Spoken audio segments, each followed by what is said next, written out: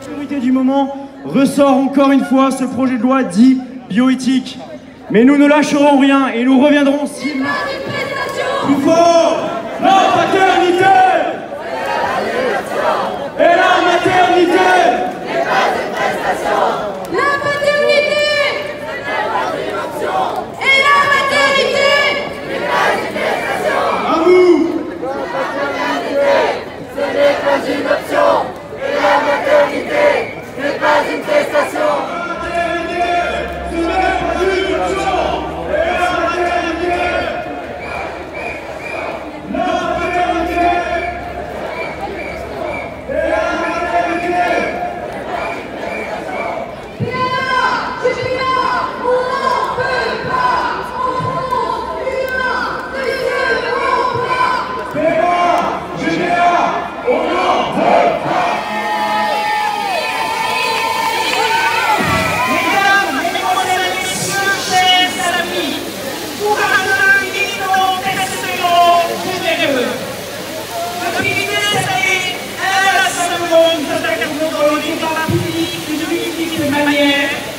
Nous agissons, nous battons pour faire respecter l'enfant et ses parents. Nous ne nous battons pas contre la personne, évidemment, le désir d'enfant est tout à fait compréhensible. Nous nous battons contre l'idéologie et contre les intérêts sonnants et trébuchants. Les deux convergent pour instrumentaliser ce désir d'enfant, pour faire croire que tout est possible et sans conséquence pour autrui. C'est faux.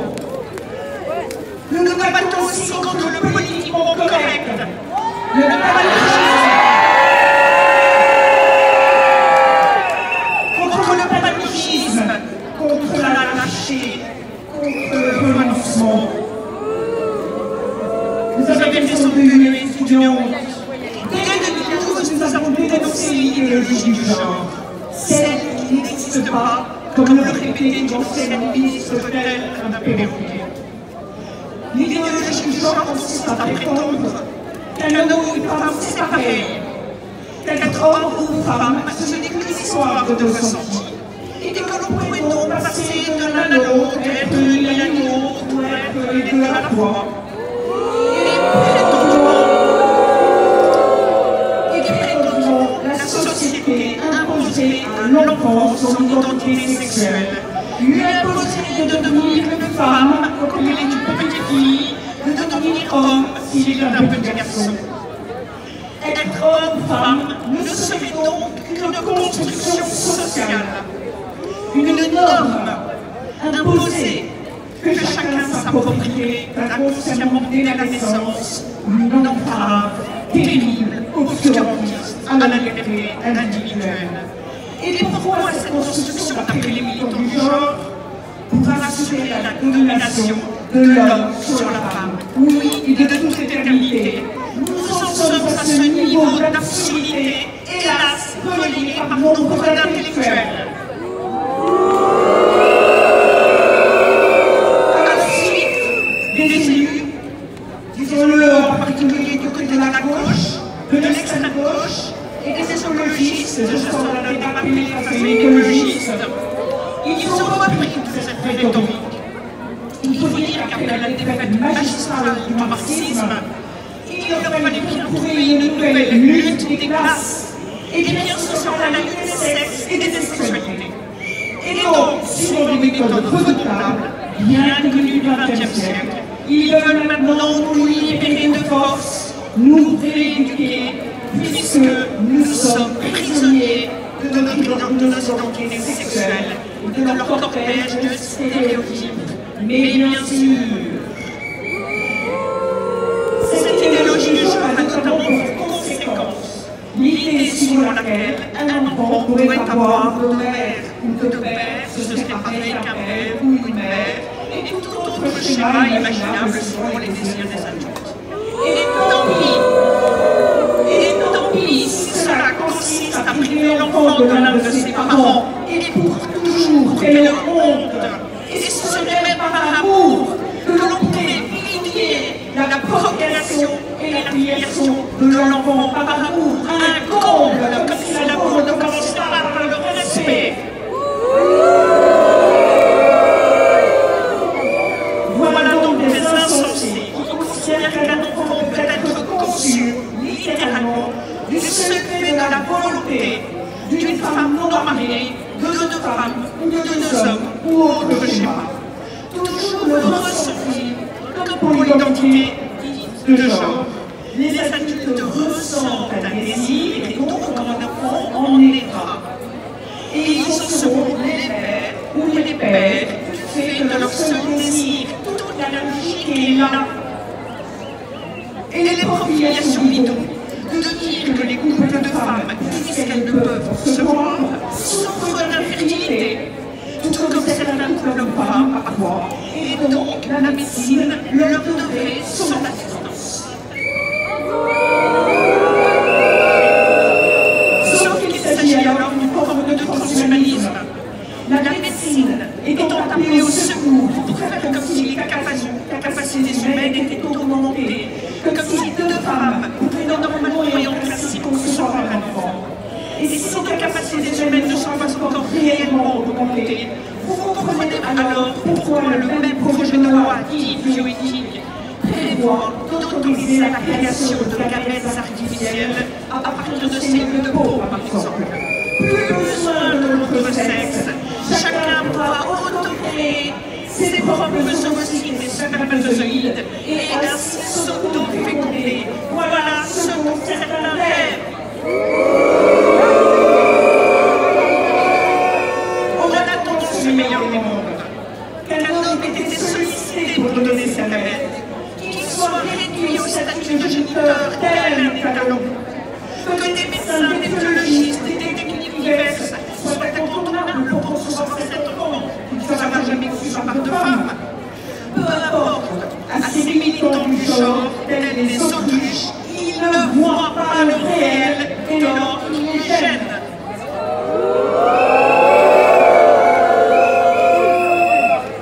La vérité, c'est évidemment que prétendre qu'un enfant peut avoir deux mères ou deux pères, c'est une construction sociale. Là est la connexion du réel, là l'idéologie. Et celle-ci génère un cortège de conséquences néfastes, parmi lesquelles la PMA sans père, mais aussi la PMA pour les personnes trans ou encore la GPA. Cela génère également l'explosion du nombre d'enfants de jeunes ados dont on bloque la puberté, parce qu'ils ne savent plus s'ils sont garçons ou filles et leurs parents sont perdus. Mais pourquoi tout cela? Pour des raisons électoralistes. Sauf que les lois sociétales n'ont jamais été gagnantes électoralement. Erreur donc. Regardez François Hollande, il n'a même pas pu se représenter, et notamment en raison de vos défilés immenses.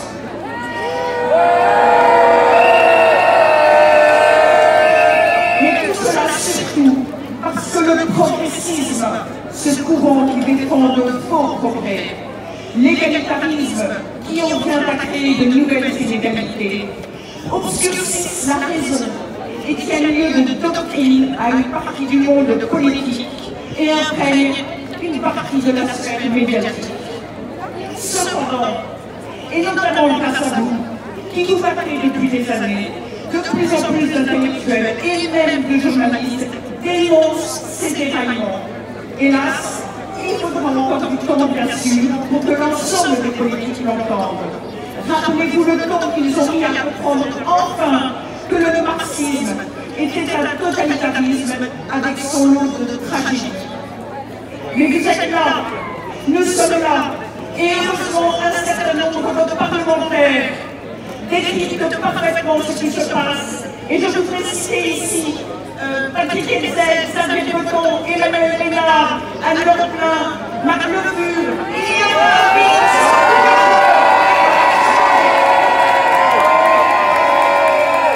Alors, ce sont à venir à tous les hommes qu'il faut un homme et une femme pour faire un enfant, et que cet homme et cette femme, l'enfant, en a besoin.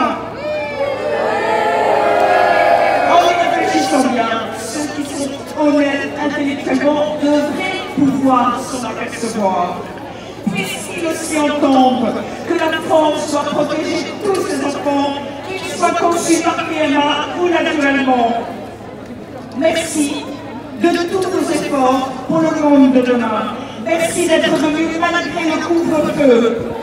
Vive la maternité! Vive la maternité! Vive la France!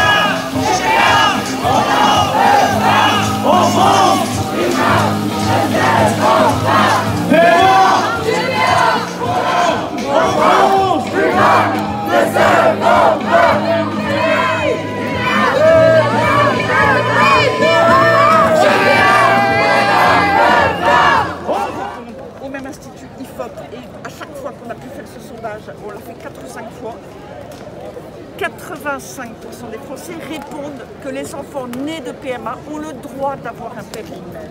Et donc, vous voyez, le gouvernement et certains élus s'empressent de ne citer que certains sondages. Moi, j'ai l'honnêteté de reconnaître qu'il y a une évolution, c'est vrai, même si l'opinion publique... Non, l'opinion, vous venez d'en citer un, et je rebondis en disant, oui, il existe, oui, il y a une évolution. Vous noterez néanmoins qu'il y a encore une forte proportion de Français qui y sont opposés. Mais surtout, si vous prenez encore une fois l'ensemble des sondages, c'est plus compliqué qu'il n'y paraît. Moi, je voudrais aussi revenir sur les états généraux de la bioéthique. Jean-Louis Touraine, le député, a eu l'incroyable indécence de dire ce matin sur un média que les débats avaient été trop longs, qu'il y avait eu les états généraux de la bioéthique, etc., et ça suffisait. Justement, les états généraux de la bioéthique, et allez voir sur le site internet officiel, ont montré que plus de 80% des participants, donc après avoir réfléchi à la question, ou après avoir participé à des débats, sont sortis finalement opposés à l'idée d'une PMA en l'absence de père pour l'enfant. Et j'allais dire, messieurs, vous savez, quand on en est à dire qu'un père c'est inutile pour un enfant, on en est tout de même à signifier, pour ceux d'entre vous qui ont des enfants, que vous n'êtes pas très important. On en est aussi à signifier que les hommes sont là pour distribuer leurs gamètes, pour que les femmes réalisent leur désir d'enfant, mais vous n'êtes pas des étalons et les femmes ne sont pas non plus là pour être inséminées. C'est une manière aberrante de traiter la procréation et la filiation, c'est indigne. Alors bien sûr, je comprends et nous comprenons le désir de maternité et les désirs de paternité, et évidemment, mais j'entendais tout à l'heure une écologiste qui est candidate à la primaire et même elle parlait de la présidentielle, Madame Rousseau, pour ne pas la citer, elle parlait du fait qu'il faut respecter les limites naturelles, tout simplement. Et surtout, je dirais que l'enfant n'est pas un droit. On ne peut pas avoir un enfant coûte que coûte et à tout prix, quelles que soient les conséquences pour lui, et qui plus est en prétendant que c'est par amour. L'amour commence par le respect de l'autre, que des personnes aient tel ou tel parcours, et que des femmes et des enfants face à un enfant dans le dos d'un homme, rien ne nous sous le soleil. Ce qui est particulièrement choquant, c'est que le législateur, c'est que la République française elle-même envisage de créer officiellement et volontairement cette inégalité entre les enfants des PMA et les autres. Et que la République française, qui a toujours protégé les pupilles de la nation, qui sont surtout des orphelins de père depuis la création de ce statut de pupille de la nation, mais là la République française envisage de faire des enfants volontairement orphelins de père et pour toute leur vie. Quel scandale! Mais je ne peux m'empêcher de penser que, comme au Sénat, les députés, et beaucoup de députés, peuvent réaliser ce que ça implique, réaliser leur responsabilité des vies entières, et qu'on ne me dise pas que les enfants élevés dans ce contexte-là vont tous très bien. Le Comité consultatif national d'éthique dit en tout cas lui-même que toutes les études en la matière sont biaisées. Les études ne nous disent en tout cas rien. Il n'y a pas de réponse sur ce sujet. Et ce que je dirais aussi, c'est que des enfants élevés dans le cadre, qui sont élevés dans le cadre d'une PMA sans père, comment voulez-vous qu'ils s'expriment librement? On les met dans un conflit de loyauté.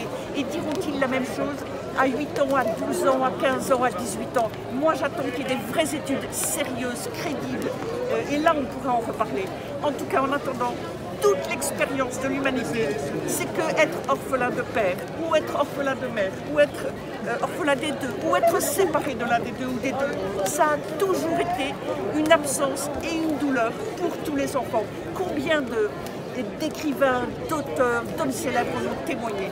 Et vraiment que la République française aujourd'hui envisage de le mettre en œuvre sciemment, c'est douloureux, c'est révoltant, c'est injuste. Et dire qu'on ose parler d'avoir, on a comme devise liberté, la liberté des uns, elle s'arrête là où commence celle des autres.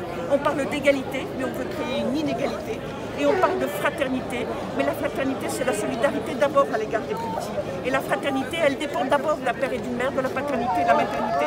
Nous devons respecter cela. Ce sont les fondements de notre humanité. Nous ne sommes vraiment pas là pour le moment. Vous savez, ce projet de loi dit de bioéthique, les enjeux sont tellement importants que pour le moment, on est vraiment dans cette question-là et viendra le moment, vous avez raison, de voir comment on peut arriver à se faire entendre, comment on peut rencontrer des candidats, etc. Les sujets sur lesquels nous nous battons, qui sont aussi la question, je le rappelle, des embryons chimères, animal-homme, des embryons transgéniques, les embryons humains génétiquement modifiés, les gamètes artificiels, ces sujets sont vertigineux. Emmanuel Macron, ses ministres n'en parlent jamais. Ils veulent que vous n'en parliez pas, ils veulent que ça passe sous les radars. Alors que nous sommes tous concernés, c'est le monde de demain. Et c'est tellement important que pour le moment, nous sommes vraiment dans ce débat, dans cette tentative de dialogue indéfiniment, face auquel nous avons un mur. Emmanuel Macron, Jean Castex, Olivier Véran n'a jamais voulu nous recevoir, que ce soit nous ou notre association. Non, jamais, jamais. Ils sont dans la volonté de passer en force. Ils sont dans l'obstination. C'est un passage au forceps ce qu'ils veulent obtenir. Vous savez bien que le Sénat s'est opposé. Vous savez qu'il y a une grande fracture, un véritable abîme entre les parlementaires comme au sein de la société civile. Que les proportions soient un peu plus comme ci ou comme ça, il y a une fracture immense sur ces sujets. Il y a un autre sondage qui est sorti aujourd'hui d'ailleurs, de l'IFOP et qui montre que les Français ignorent le contenu de cette loi.